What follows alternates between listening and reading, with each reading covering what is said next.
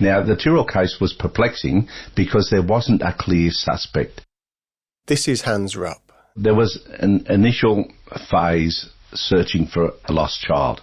The detective who was in charge of the investigation into William Tyrrell's disappearance right from the beginning. And that went on for a couple of weeks, and that bore no fruit at all. So clearly there was something more to the situation than a little boy lost in the bush. But Hans doesn't want to talk to me for this podcast. He clearly didn't wander off by himself. So this interview you're listening to was conducted by a colleague of mine, Caroline Overington, a few years ago now, for her own reporting on William's disappearance. What is it that prompts that feeling there's something more to this? It was the only logical explanation. He didn't wander off. We know he didn't wander off. So what else could there be? What was your feeling? Well, I think that someone grabbed him off the street, bundled him into a car, and he just disappeared, which is really, really sad. Hans has got good reason for thinking William was abducted. For one thing, he's a veteran policeman. Look, I joined in February of 1974, so it's been a career of 41 years. 41 years. First in uniform and then as an investigator. I went to plain clothes in the late 70s, 1979, and I went to the CIB in 1982. CID means Hans was a detective, and he spent the decades since carving out a reputation as a tough, hard-working operator, working on the biggest crimes. I think it was about 1992 I went to the homicide squad, so effectively for the last 30 years I've investigated bank robbers and murderers. Meaning Hans knows what he's talking about. And I don't read anything into the fact that he doesn't want to talk to me. When I call him, it's 10 years since William Tyrrell was reported missing, and almost 10 years since Hans himself retired from the New South Wales Police. When he was put in charge of the investigation into William's disappearance, Hans was only a few months off retirement. So he explains he's been out of the loop for almost a decade. Talking to Caroline a few years earlier, however, Hans still had some strong opinions. Murderers don't murder strangers. It's a rare event. Murderers don't typically murder strangers, he says.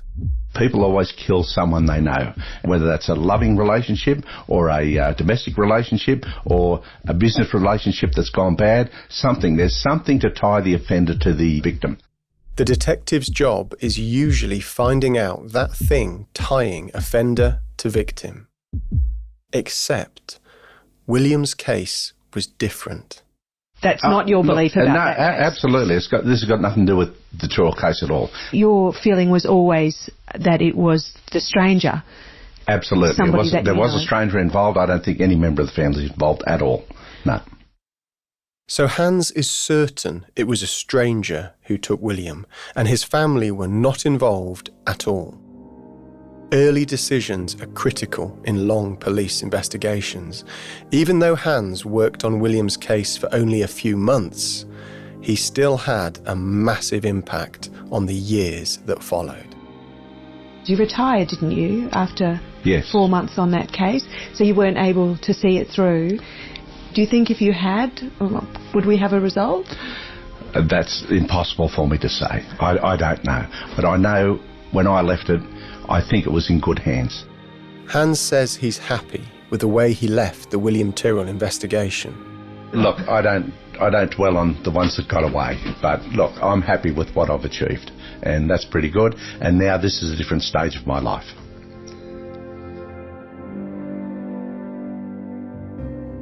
But not everyone agrees the investigation was in a good place when Hans left it. You're about to hear from the detective who took it over, the homicide squad commander who oversaw this transition, and the man at the very centre of the police investigation, who describes it as a poisoned chalice. I'm Dan Box, and from news.com.au, this is Witness William Tyrrell, Episode 7, Malicious Prosecution. Hello, testing 1, 2, 3. What did you have for breakfast? That's a good question to start with. Coffee. Bill Spedding describes himself as not the kind of man to draw attention to himself. He hopes people see him as a pretty straightforward guy, an ordinary grandfather. At home, he and his wife Margaret drive an ordinary maroon-coloured Ford Fairline, which they call Myrtle. But really, nothing about the Speddings' life has been ordinary over the past 10 years. I might just wait for Peter just to come in. Yeah, of course. Yes. Just ignore me, I'll try and be quiet. Which is why we're meeting not at Bill's home, but in the offices of his lawyer in Sydney.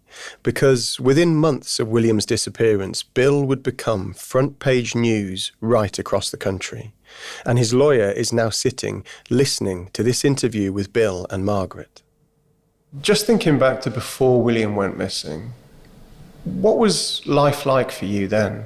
Was it happy? Was it going well? Yeah. Oh, yeah, well, it was good at the time, yes. Business was doing well, successful in the community. The kids are in the footy teams in their weekend sport. We had soccer on Saturdays and AFL on Sundays, and met a marvellous group of parents of the other children in the teams. While they had good friends where they were living, the Speddings' family history is complicated. Bill and Margaret have each been married before, with kids from previous relationships, and there had been falling outs within their families, some more bitter than others. Yes. And what were you looking forward to then? Well, just retiring down that area. That area was the mid-north coast of New South Wales. The Speddings lived in Bonny Hills, a village about 20 minutes' drive from where William was reported missing. Bill worked as a white goods repairman, installing air conditioners, fixing fridges. 3 days before William's disappearance, he was called to look at the washing machine in a house on a dead-end road called Benaroon Drive. And I just called in there and had to go back later on to finish the job off. Our first knowledge of the disappearance was by the newscast that evening of the 6 o'clock news, and it didn't mean anything to us other than the fact that a child had disappeared in the local community, and the name didn't mean anything to me because the name of Tyrrell was not my customer's name, so nothing fell into place, nothing twigged. Bill would later write a book about what happened. Although it's never been published, I've got a copy. The book says Bill had ordered the parts to fix the washing machine and was waiting for them to be delivered when he got a call from the house on the morning William was reported missing. Bill didn't pick up. When he saw the missed call, he called back. No answer.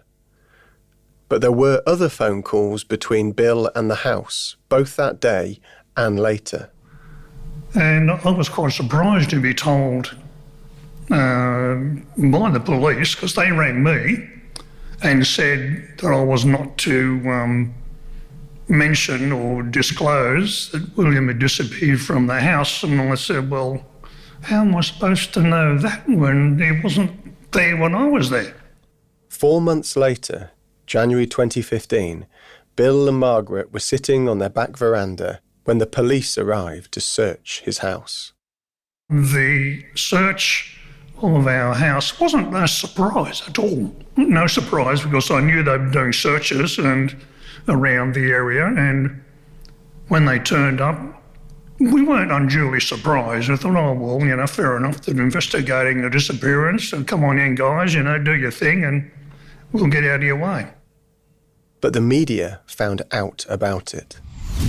Police arrived at their Bonny Hills home at 7:30 on Tuesday morning. They spent 48 hours excavating the backyard and emptying a septic tank. Morning, Sean. What's the latest? On Nat, we have fresh pictures that are coming to you now as we go to air. So this is the latest development. It's believed this semi-rural property is linked to another property that was raided yesterday here in Laurelton, where we are, a flat where items were taken. I know they took computers out, they took a mattress out, and They took a ton of stuff out, actually. They filled the back of a paddy wagon up with it. Detectives have sent away 3 cars, mobile phones, a mattress and computer equipment for forensic testing. Those raids and the media reporting would change everything in Bill's life. I didn't realise that things were so intense, except when during the first recorded police interview, and the questioning was relentless. I believe you went to that address at Bennerin Drive, Kendall, on the 12th of September 2014. I never went near there. This is a recording of Bill Spedding's police interview. You were there to fix that washing machine. No. But perhaps you didn't make it to the house, because as we know, William Tyrrell was wandering around the front yard of his grandmother's house on his own. He had no supervision by any parent at that time for a few minutes. We know that. Mm. Okay? But I wasn't we there. believe you were there. I wasn't there. And the police were really getting upset with me because they were asking questions which I had no knowledge of the content. And asking what happened to certain phone calls. And I said, I don't know. I've got no idea. I'm telling you on your official records, you got a phone call at 9:03 a.m, but it isn't here. Is there anything you can tell me about that? No. What this indicates to us is that specific phone call you received, you deleted from that phone. You can't delete it. You deleted that number. You can't deleted delete that it. incoming call so that when police extracted your phone, they wouldn't find it in the extraction of the phone. Why is that phone call I don't know. not in your incoming calls on the 12th of September 2014 at 9:03 a.m? I don't know. Did you delete that phone call? No, as far as from I this- know, you can't delete. Did you delete that phone call No, I from did your not. telephone number, No, I from did your not. mobile telephone, No, I to did show the not. police that phone call did not occur No, for I whatever didn't. reason? I don't know. I didn't delete anything. In his book, Bill says that was the call about fixing the washing machine at the house where William was staying. He says it didn't show up in his phone records because he used the automated answer phone service. Bill pressed 101 to listen to the message, then pressed 22 to redial the number, so it wasn't like a normal phone call. But it went beyond asking you certain questions.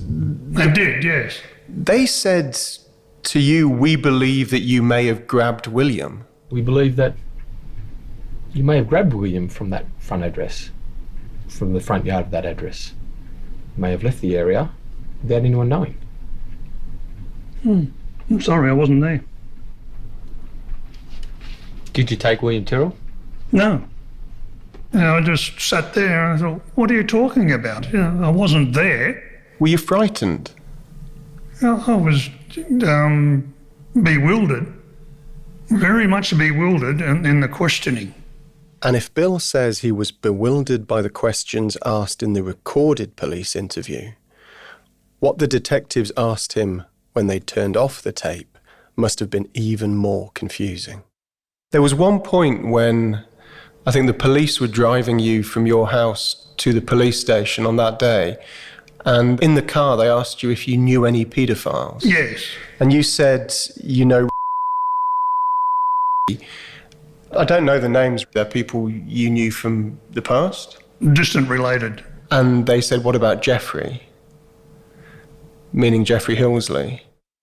Jeffrey Hillsley was Bill's former brother-in-law from a previous marriage.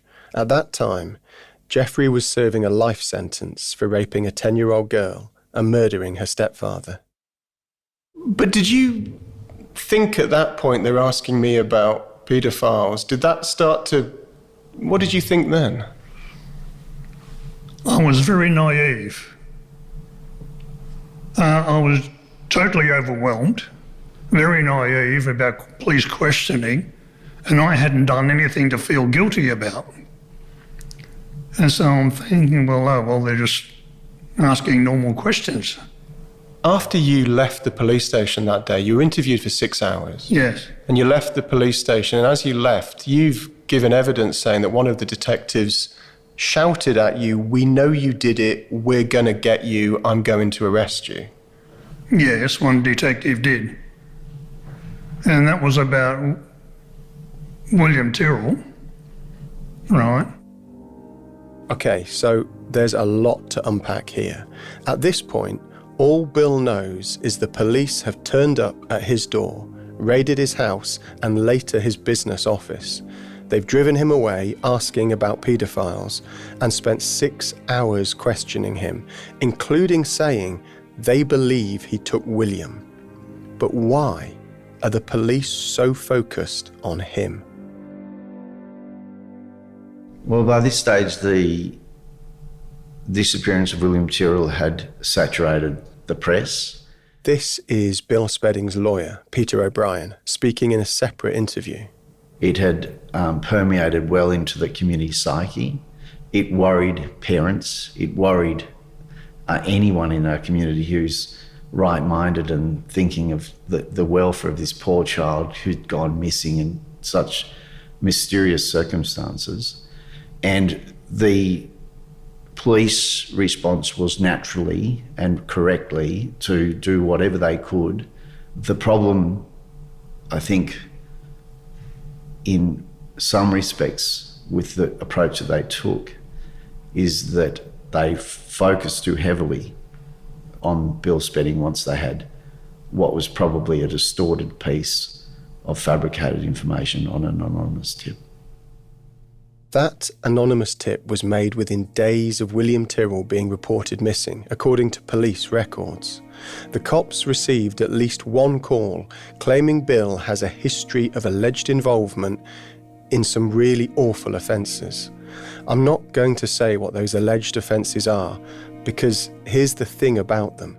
They'd already been thrown out in court decades earlier, when a judge said the person making these allegations against Bill was, quote, obsessive, compulsive and bizarre.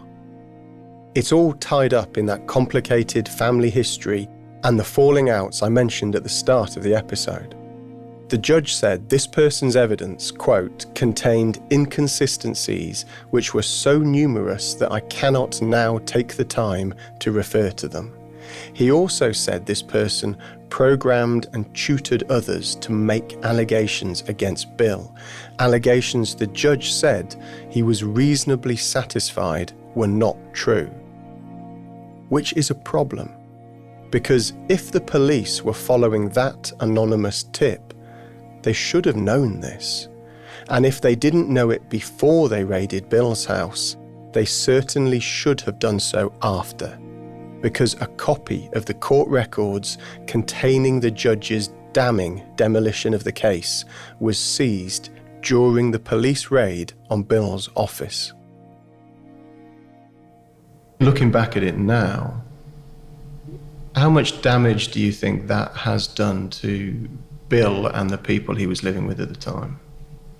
Well, an incalculable amount of damage. But what it seems to have done in this case is put him at the centre, and entirely by coincidence for the fact that he was a washing machine repairman going about his ordinary daily work, that it's brought him to the centre of the disappearance of a child that's raised the entirety of Australia's concerns. That, however, isn't even the worst of it. To my mind, the worst thing is that the police raids on Bill's house and business, which put his face on the TV and the front page of the papers, were launched before the cops properly checked Bill's alibi for the morning William was reported missing. Meaning, no one confirmed if Bill actually was where he said he was in this statement he gave detectives. On Friday the 12th of September 2014, I dropped the boys to the bus stop and went back home. That was in the early morning before school. The last known photograph of William Tyrrell was taken at 9:37 a.m. At 9:44, Bill's bank records show he bought coffees for him and Margaret at a cafe in Laurieton, a town a short drive from where William was staying. Margaret and I went to the school assembly at Laurieton Public School. This would have been about 10 a.m. and finished at about 12:30 p.m. I spoke with some of the parents that were there and also spoke to the principal and one of the teachers. After the school assembly, Bill says he went to his office, which is located at Bowl Street, Lorton. So I finished up at the office so I could pick up the kids from school at 3:30. I had no dealings with the female foster carer's mother family on that day. In fact, I had no contact with them from the 9th till the 15th September 2014. If Bill's alibi checked out, it was physically pretty much impossible for him to be involved in what happened to William. They also had my written diary, which they had photographed or photocopied. And in it was I had appointments written and I had appointments which were moved around so that I could attend the assembly on the 12th of September. Did you trust the police at that point? I did at first because a little boy went missing and I knew they had to look for this little fella. Do you trust them now? No. You say that with a smile. I'm guessing you weren't always smiling about it. Do you trust them? Don't I trust them? I had not one way or the other. I was just confused as to their what they were up to. Bill wasn't the only person wondering what the police were up to. At this point, it's worth saying these decisions, who to target and how in major cases, don't get decided by any one detective. They're reported up and signed off by senior police commanders. But the detective running the investigation into William's disappearance was Hans Rupp. Well, I think that someone grabbed him off the street, bundled him into a car, and he just disappeared. And at least one person inside the police force was starting to question what Hans was doing. That person was another detective. Introduce yourself. Tell me who you are. Gary Jubilant, retired detective, now working in the media. But who were you before you retired? I was a police officer for 34 years, specialising as a homicide detective. That was my passion, that was my drive. At the time Hans is planning the raid on Bill Spedding, he's only a few weeks off retirement. Gary is due to take the case over. When he hears about the planned raid, Gary tries to stop it. I had concerns before I took it over because the whole focus of the investigation at that stage was on Bill Spedding. They were going to execute a search warrant on his place, and once the search warrant's executed, he would know that we were looking at him. I spoke to senior police and said, could we put a hold on that and stop that occurring? And I suppose I'm overstepping the mark to a degree because I wasn't in charge of the job at that time. I was put in my place, firmly put in my place and told, don't you worry about it now. When you take it over, you can then run it the way you want to run it. So you tried to stop the search warrant being executed? Yes. Why? Because I didn't believe all the stuff that needed to be done. I wanted to approach it a little bit differently, not so overtly. I wanted to approach it more covertly. Once you've executed a search warrant, you've put your hand up and said, basically, we think you're the suspect for it. I didn't want it to go down that path. Gary called up his boss, the homicide squad commander. I said, can we phone Mick Willing, who was at home on annual leave? He was the boss. And I explained it to him. And I was basically told words to the effect of, Jubes, just wait till you take it over. Let Hans retire in peace. And so I just stepped aside and they did the search warrant on Bill Spedding's place. It's not just Gary Jubilant saying this. His version is backed up by the person he spoke to, Michael Willing. And you were the homicide commander at the time William Tyrrell went missing. That's right. Do you remember that happening? I do. How would you describe Hans? Hans, old school homicide squad detective. Hans had an abrupt but really effective style, to be honest. But he was determined, and he worked up until the last day that he had in the detective's office at the homicide squad. He was working his backside off. You said he was a hard-working detective. Yep. Was he a good detective? How was his management? He was a very respected detective, certainly respected across the police force, respected within the homicide squad, respected by his team. Decision was made under Hans Rupp to raid Bill's home and his office. Were you aware at that point whether or not Bill's alibi had been checked? I wasn't personally aware. I was being advised as the homicide squad commander by Hans in terms of what he thought he was working on. Did Gary ask you not to do it? I recall Gary in the last days before Hans retired. I think I was on leave and Gary wanted to jump in and take it straight away. Did you tell Gary to leave it, to let the raids go ahead and to let Hans retire in peace? Yes. Did the right decision looking back? Oh, I don't know. You know, at the end of the day too, Hans was an extremely experienced investigator and I had no doubt or no reason to question anything that he was doing. But Gary Jubelin kept asking questions. There was no investigation plan on this investigation. Now, when you took it over, there was no investigation plan. Now, I say that with a certain tone because I'm so surprised that I consider it was the state's highest profile investigation, if not the country's most high profile investigation. An investigation plan's a written document that essentially says how we are going to conduct this investigation. How we're going to conduct the investigation, the direction, the strategies, the approach to the investigation. It's like a framework for an investigation. Do you remember seeing an investigation plan that Hans drew up? I can't specifically recall it, but that's part and parcel of any investigation at State Crime Command. You would have expected there to be one? I would have expected there to be one. What were you told by your commander when you were given this job?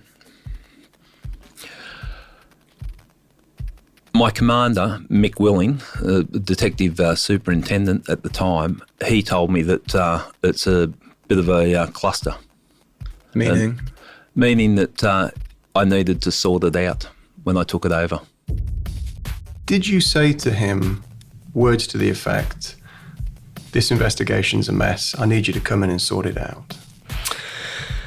Look, that's been raised in various actual proceedings, to be honest. I can't recall saying that to him. I did have concerns about the investigation. I can't recall saying those words.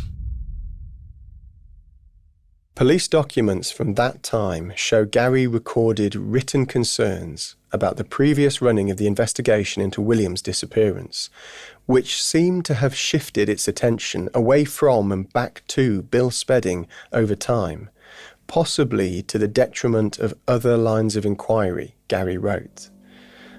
But Bill's name was out there, and it was everywhere, in TV bulletins and news reports. Given what had happened, the police records show Gary decided to focus on Bill with, quote, as many resources as are available to gather evidence of his involvement or exclude him from involvement. Can I ask you how you feel about Gary Jubelin now? Well, I only know him as a very aggressive policeman. I don't know him personally. And I think he was handed a poison chalice. That he was handed something that was going to cause him a lot of grief.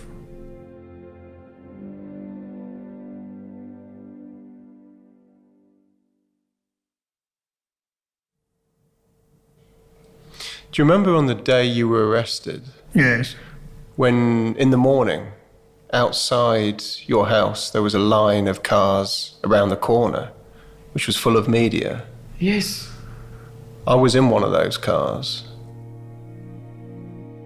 This was April 2015, a few months after Gary Jubelin took over the investigation into William's disappearance. I was a reporter covering the case for a newspaper. The thing was that I said to Margaret early on, there's something up because there's media everywhere. Were you apprehensive at that point? I knew something was up, but I had nothing to feel guilty about. If I'd been a criminal, I'd be out there panicking. but I wasn't a criminal, right? And the thing is that, the media's out there. Why are they out there? Oh, well, it's another day. Media out there. It wasn't just some media out there. All the media were out there. A line of cars and TV trucks down the road and round the corner.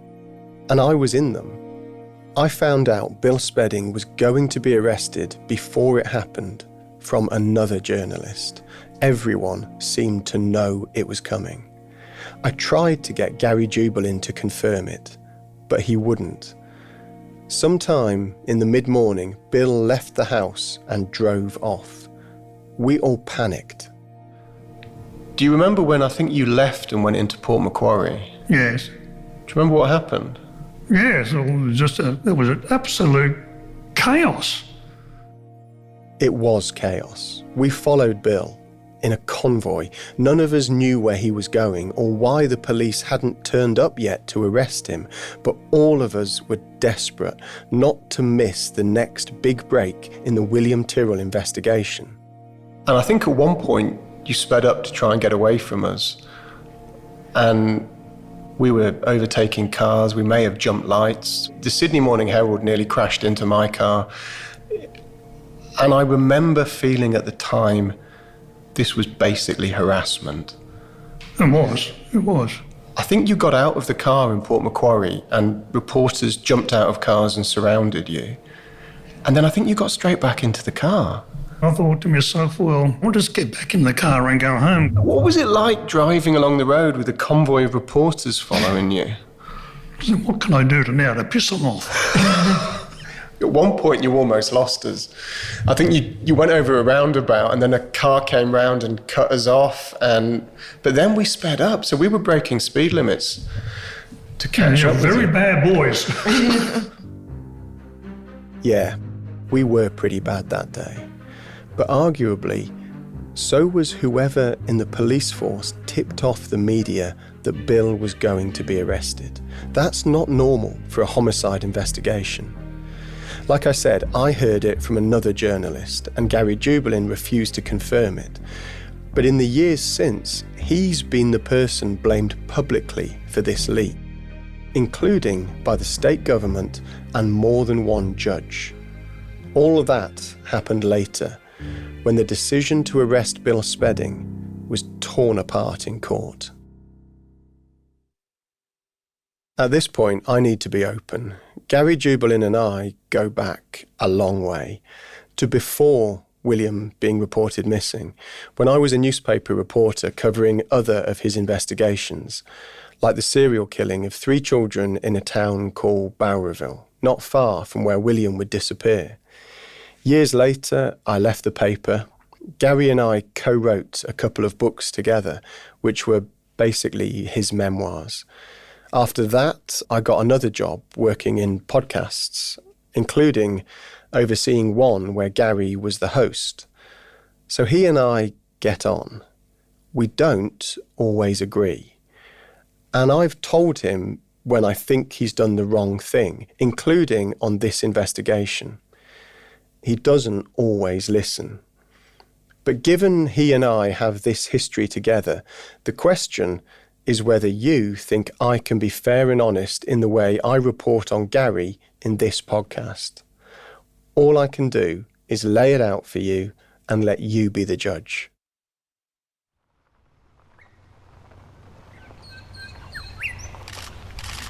It was Gary Jubal who turned up at Bill's house that day to arrest him, saying it was for historical offences. When they took him away, I just lost it. I didn't know what I was doing, I locked myself in the house for days. I wasn't game to go outside because of the media and everything. Did the media treat you fairly? Yeah, they just were there. We couldn't move. We couldn't go anywhere. They were following us everywhere, every day. And every morning we'd get up, they'd be at the front. How bad did it get with the way people treated you after your name was made public? We felt we're in a bird cage or a fish tank where everyone's staring in. Yeah, like just coming down to court, you could see people being on the TV and the papers, and you could see them staring. This wasn't only local news. Bill's name and face were plastered across the country after he was arrested. I was in the media pack the next day for his first court appearance. Afterwards, outside the court, someone from the police gave all the journalists photocopies of a court document describing in graphic detail the offences police were saying Bill committed. Did you know that was happening? No, of course not. In that court document were the same allegations that had come up already decades earlier and had been dismissed once before by a judge. And no, it wasn't Gary Jubelin handing out that document. They were using that as a leverage or pressure or something to create, inverted commas, a breakthrough. The story exploded. What was the worst of it? I was in the car with Mark, and this fellow got out of the car in front and made the gun symbol at me. And what about the pathology? Oh yeah, I was escorted out of the pathologist. Yes. You were asked to leave? Oh yes, yes. But as soon as he read his name, Bill Spedding, they asked me to leave. How did your business go? It went and gone. It dropped to nothing almost overnight. So your business is gone? Gone, yes. Which means your income's gone? Yes. I mean, what does that do to you in terms of... Well, financially we're screwed. After a few months, Bill got bail, meaning he was released from prison while waiting for a trial to take place. Things got so bad, he and Margaret moved house, but his name was now tied up in the public imagination with William's disappearance. I really would appreciate if you were never out the front if the children are around. Oh, I've got a couple on occasionally. You will not do it if you see children. A neighbour told Bill she didn't want him outside with her children. I just would like to know that you would never have a mobile out here in case you're grooming my children, if you're viewing any of my children or their friends. Okay, that's not a problem. And I don't want the blinds open while they're playing out the front because I just don't want you around when there's so many children here. Somehow, strangers got hold of Bill's phone number. He got death threats. Bill reported these threats to the police, but nothing happened. One day, walking down the road, a man asked if he was Bill Spedding. Bill said yes, and the man lurched towards him, grabbing Bill's throat. Bill reported this to the police as well. He doesn't know if anyone got charged. I don't know. It's just been a lot on us. The kids are still feeling it as much as what we did. Bill's wife, Margaret, says the worst impact was on the kids. Because they were happy when they were with us. They were really good.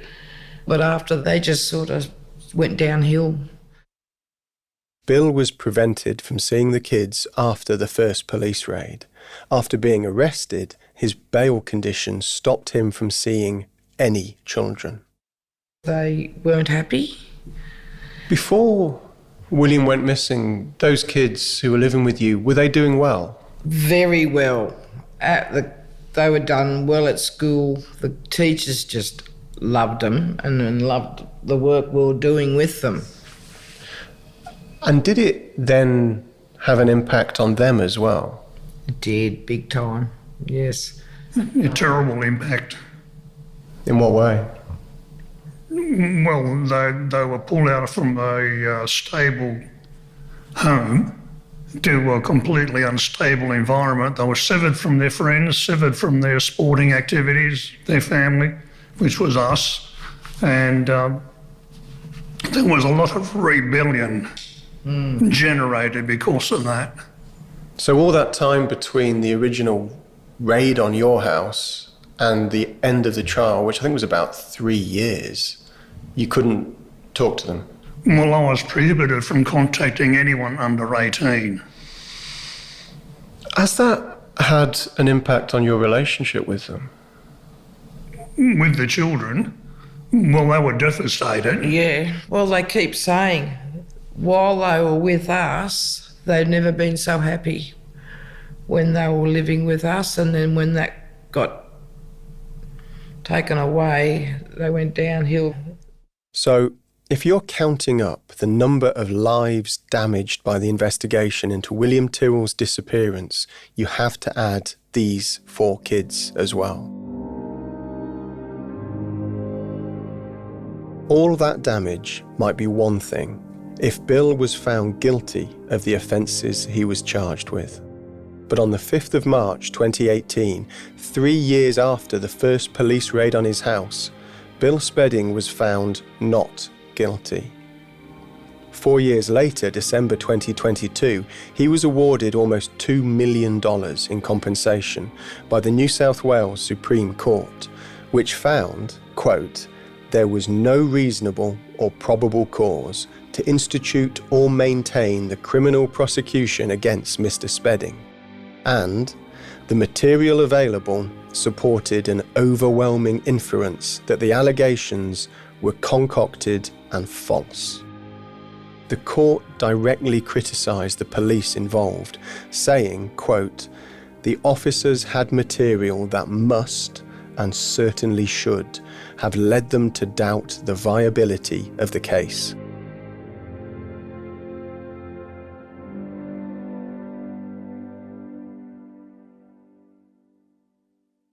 Hey, Gary, can you hear me?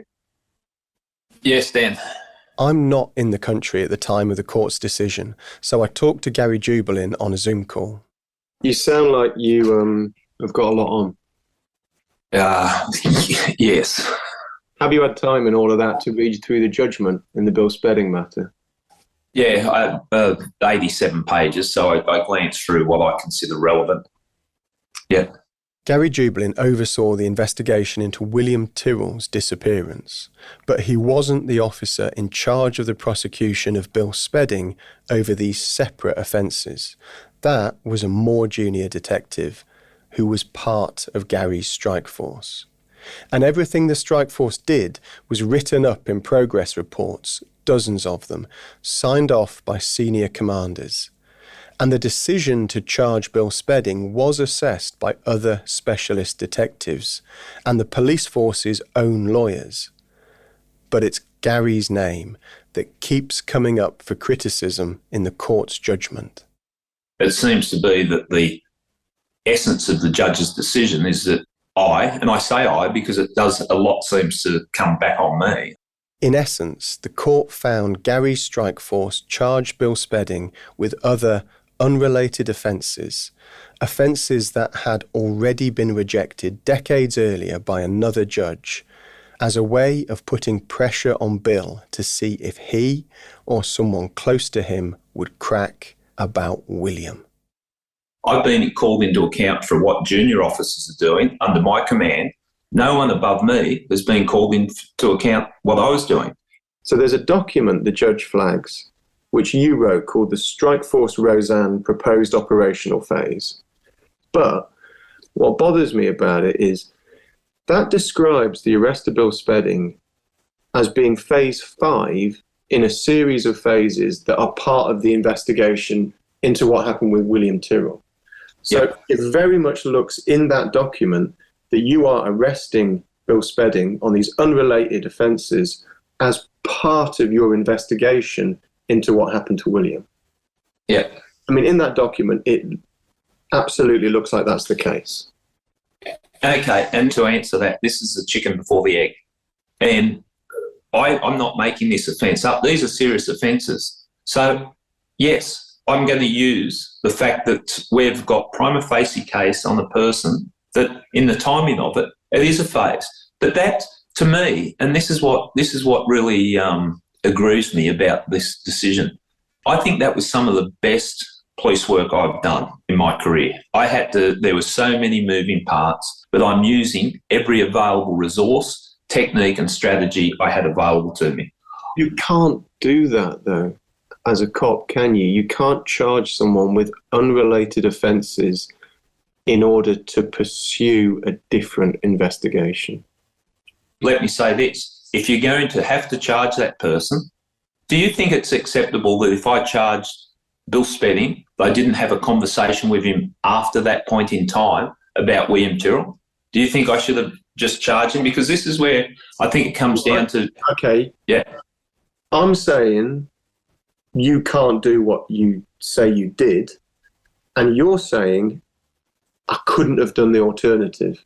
I would have been wrong not to charge him and not ask him about William. I could imagine being in the coroner's court with the family looking at this investigation and being asked, so you were looking for the person responsible for abducting a 3-year-old child? Yes.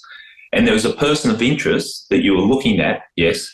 And you didn't think it was worthwhile speaking to him about the abduction case? Unsurprisingly, Bill Spedding's lawyer feels differently about this.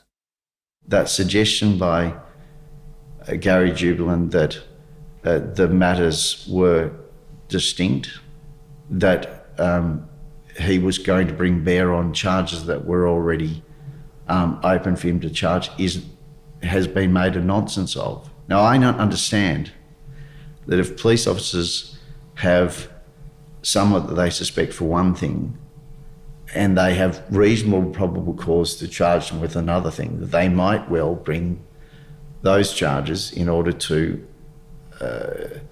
put pressure.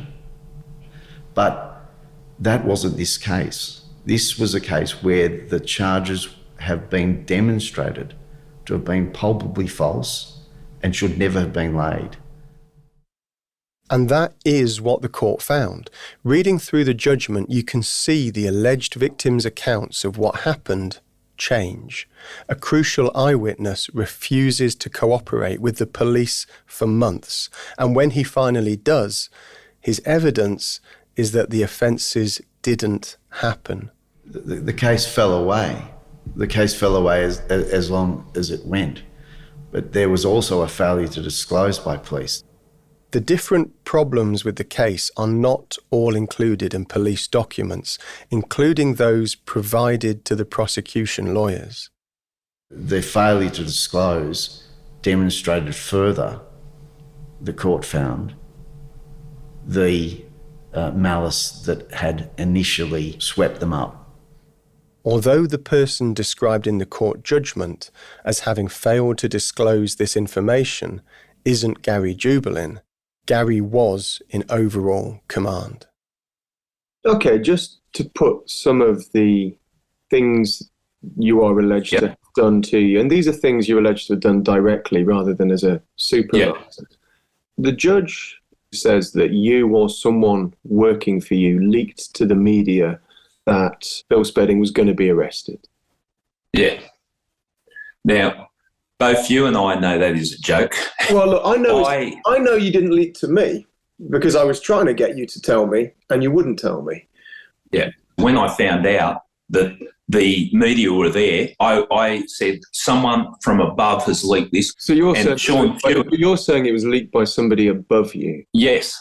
So Bill Spedding says at one point when you came to arrest him, he was actually on the phone to his solicitor and he said this to you and you said, I don't care what fucking cunt you have on the phone. Yeah. I can believe you're using that language. I probably would round the pub. When I'm arresting someone and doing police work, that wouldn't be used. Bill Spedding's draft book describes the moment when he was arrested by Gary, but doesn't mention Gary using this language, which is something that was claimed later in court. Nor does Bill's book describe something else said in court, that Gary threatened Bill, saying, "Mr. Nice Washing Machine Man, I am going to ruin you." I can see you saying, "Mr. Nice Washing Machine Repairman."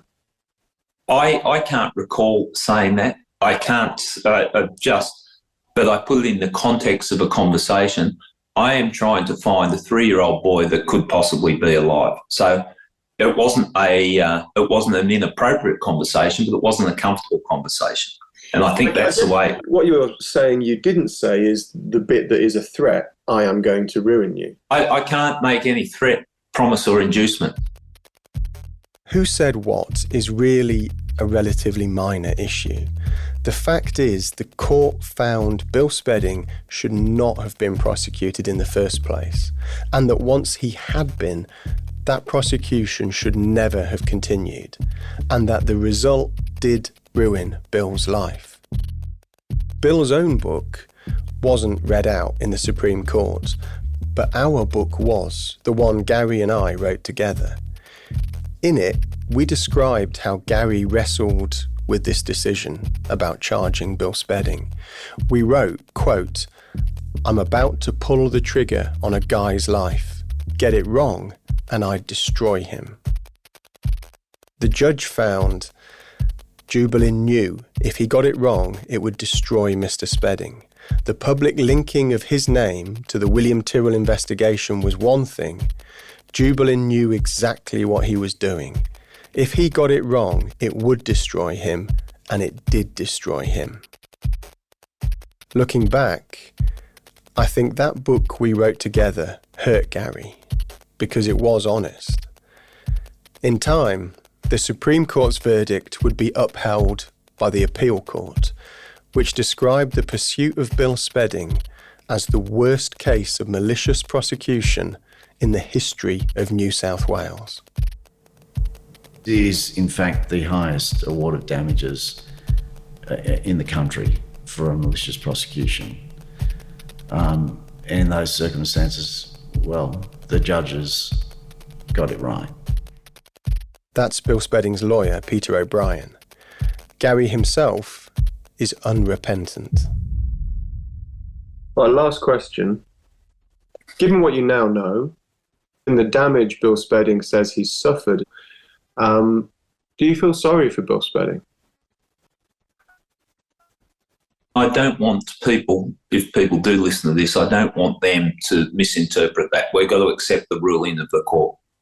But me personally, no, I don't. But that's not the end of the story. After Bill was arrested and before he was found not guilty, he spent time in Cessnock jail, a few hours south of Kendal, where William went missing. Bill's cellmate was a man called Tony Jones. And in jail, you were put in a cell with a guy called Tony Jones, who used to be a neighbour of Bill's from years before. And I hadn't seen or heard of him since, and I didn't recognise him. He had a beard, put on weight. Tony was serving time for child sex offences. I said to him, "Watch what you say, we're probably being recorded." Their conversations were recorded. It was another of Gary Jubalin's operations. Tony Jones had been given a script to work to and a bunch of false documents, claiming to show police had new technology that allowed them to track where somebody had been years earlier, using their mobile phone. So the police were listening to the conversation when Bill said, "Well, that means they'll be able to tell I wasn't anywhere near the house on the morning William went missing." It's there in the internal police records from the time.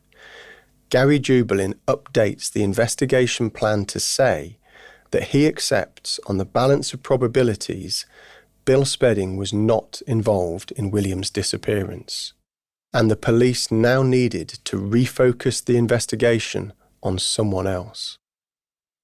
In his unpublished book, Bill lays out different theories of what might have happened to William and concludes this case has all the hallmarks of a targeted abduction.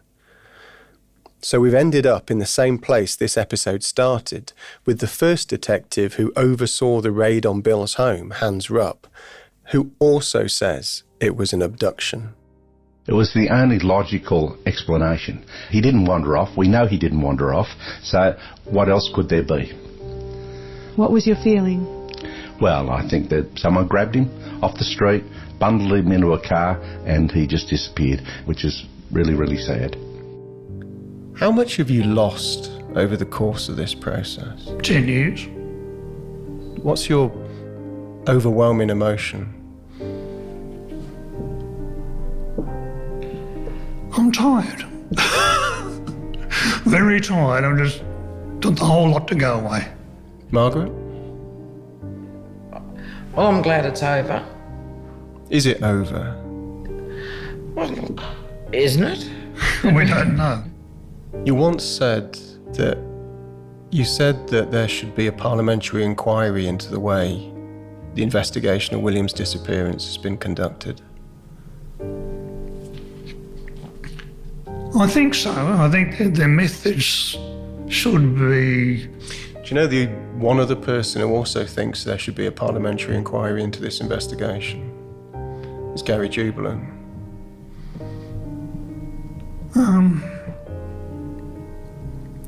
I think so, because he was allowed to do what he did. So it goes up to the higher police hierarchy that he was submitting his plan of action to his superiors. And at no point was that plan of action questioned. So maybe there should be inquiry into that. So it goes up to the senior police? Yes. Bill Spedding is an old man now and has spent several years in different courtrooms since William was reported missing.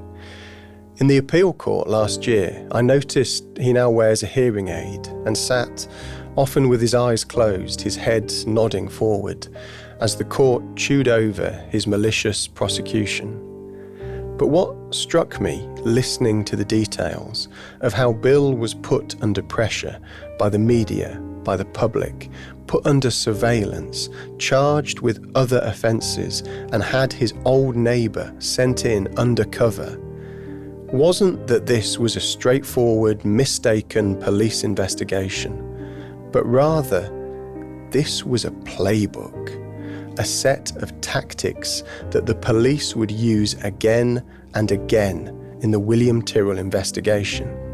Because even while Bill Spedding was still awaiting trial, the lead detective, Gary Jubilant, had moved on, had refocused, and was working on another potential suspect. You once told me that when you're working a homicide investigation, you'll go in like a bulldozer and people will get hurt. Yep. What did you mean by that?